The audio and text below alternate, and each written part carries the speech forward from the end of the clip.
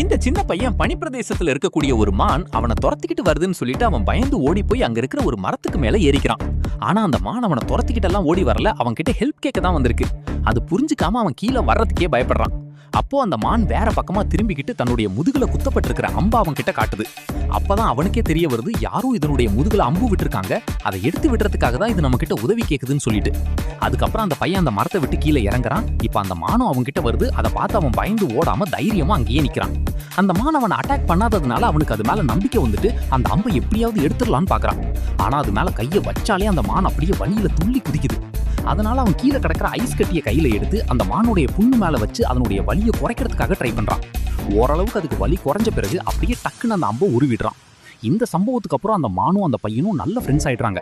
இப்ப அந்த மானவனை தன்னுடைய முதுகுல வச்சுக்கிட்டு அந்த பனிப்பிரதேசத்துல பயணம் செய்யுது. ஆக்சுவலா இந்த சின்ன பையன் அவங்க தாத்தா கூட தான் இந்த இடத்துக்கு வந்திருப்பான். ஆனா இவன் மட்டும் தனியா தொலைஞ்சு போயிருப்பான்.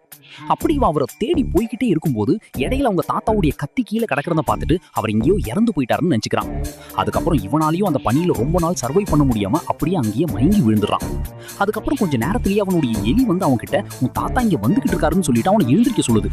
என்னடான்னு திரும்பி பார்த்தா உண்மையாவே அவங்க தாத்தா தான் அந்த இடத்துக்கு வருவாரு. வந்து அவருடைய மந்திர சக்தியை யூஸ் பண்ணி திரும்பவும் அந்த சின்ன பையனை எழுந்திருக்க வச்சிருவாரு.